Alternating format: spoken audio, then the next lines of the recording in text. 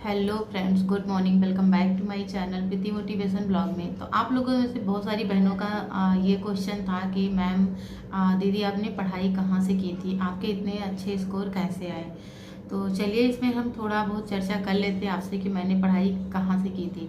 तो गाइस, सबसे पहले जो मेरी पढ़ाई की शुरुआत थी, इससे रिलेटिव मैं आपको बता देती हूँ कि जब 2021 में टीजीटी का पेपर आया था, मतलब फॉर्म आया था, तो उसमें मैंने फिल किया था और मैंने उसमें कोरोना का टाइम था। तो मैं प्राइवेट टीचिंग भी करती थी, तो कोरोना के टाइम टीचिंग भी नहीं होती थी, मतलब नहीं जाती थी टीचिंग करने, तो घर पर ही रह करके मैंने अच्छे से पढ़ाई की थी 2021 टीजीटी में। बट किसी कारणवश हमारा सिलेक्शन नहीं होता है, क्योंकि जो भी कट ऑफ गई थी उसमें हमें कट ऑफ की क्राइटेरिया क्रॉस नहीं कर रही थी। तो 2021 में टीजीटी से मेरा सिलेक्शन रुक गया था। तो और फिर 2022 में टीजीटी आया, तो मैंने अपना प्राइवेट टीचिंग जो था वो छोड़ दिया था। मुझे लगता था कि 2021 में मेरा कुछ ही नंबर से रह गया था, कुछ ही नंबर, हमें लग रहा है कट ऑफ 100 प्लस गई थी और मेरा 100 से कम ही मार्क्स थे। तो कुछ ही नंबर से मेरा सिलेक्शन रुक गया था। तो मुझे ऐसा फील होता था कि 2021 में मेरा सिलेक्शन रुक गया है, तो 2022 में टीजीटी का फॉर्म आया तो मुझे तैयारी कर लेनी चाहिए, क्योंकि बार बार फॉर्म भी नहीं आते, बार बार ऐसे चांस नहीं मिलते हैं। और कुछ तो मेरी तैयारी है ही 2021 के टीजीटी से।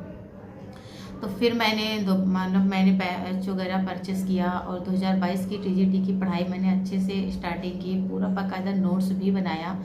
बट आपको पता है कि 2022 की टीजीटी की परीक्षाएं अभी तक नहीं हुई हैं।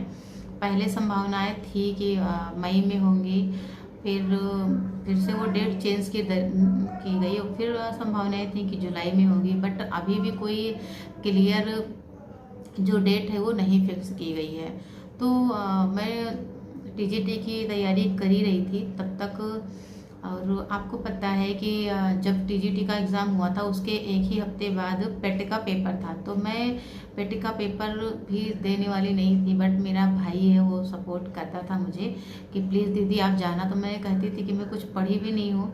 तो मेरा भाई कहता था ठीक है जाना, आप जो पढ़ लोगी एक हफ्ते में वो पढ़ लेना, जाकर परीक्षाएं दे देना। तो मैंने दे दिया था। फिर फॉर्म आ गया मुख्य सेविका का, तो उसमें मैंने फॉर्म भरा और मैंने तैयारी की, पढ़ाई की, और मेरा सिलेक्शन आज हो। तो कुछ लोग का सवाल ये रहता है कि आपने कैसे पढ़ाई की, सिलेक्शन किस इंस्टीट्यूट से आपने कोर्स परचेस किया।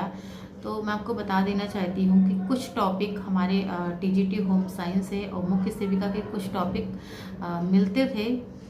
कुछ टॉपिक थे जो मैच करते थे। हालांकि आपको पता है कि टीजीटी में 5-6 ब्रांच हैं, जैसे न्यूट्रिशन है और होम मैनेजमेंट है और एक्सटेंशन एजुकेशन है, टेक्सटाइल है और बाल विकास भी है।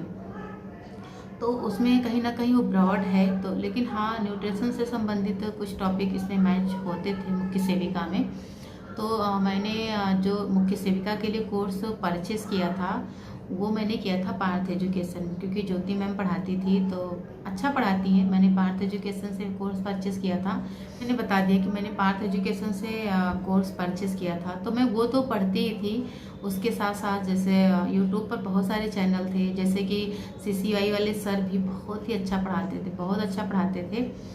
तो मैं यूट्यूब से उनका भी वीडियो पढ़ती थी, सारे वीडियोस पढ़ती थी। बहुत सारे टीचर थे जो पढ़ाते थे, तो मैं पढ़ती थी, सबका वीडियो पढ़ती थी। हालांकि मुझे लगता है कि कोर्स भी बहुत ज़्यादा मायने नहीं रखता है, आपका खुद का डेडिकेशन, आप कितनी लगन से पढ़ाई करते हो, आप अपनी पढ़ाई में कितना टाइम देते हो और कितने उत्सुकता से, मोटिवेशन के साथ आप पढ़ाई करते हो। क्योंकि चीज़ें एक बार में क्लियर नहीं होती हैं, उसे आप बार बार रटते हो। आपको पता है कि मुख्य सेविका में बहुत सारे डाटा थे, वो डाटा तो जल्दी लर्न ही नहीं हो रहे थे, तो बार बार देखना पड़ता था, बार बार रटना पड़ता था। और बस जैसे सब लोग पढ़ाई करते हैं वैसे मैंने भी पढ़ाई किया था। और ये सारी बुकें हैं जो प्रैक्टिस के तौर पर मैंने लिया था।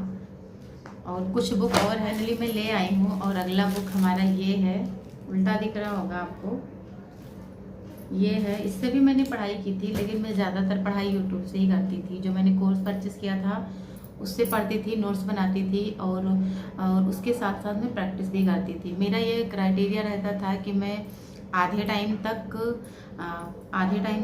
पढ़ती थी और उसके आधे टाइम, दिन के आधे टाइम तक मैं प्रैक्टिस करती थी यूट्यूब से। क्योंकि आप जो भी चीज़ें पढ़ते हो ना, जब तक आप उसे प्रैक्टिस नहीं कर लेते, जब तक आप ऑब्जेक्टिव क्वेश्चंस नहीं लगा लेते, तब तक आपको चीज़ें क्लियर नहीं होती। क्योंकि आप पढ़ते चले जाते हो, पढ़ते चले जाते हो, हमें पता ही नहीं चलता कि चीज़ें लर्न हुई है नहीं हुई है। जब आप प्रैक्टिस करते हो तभी चीज़ें क्लियर हो पाती हैं।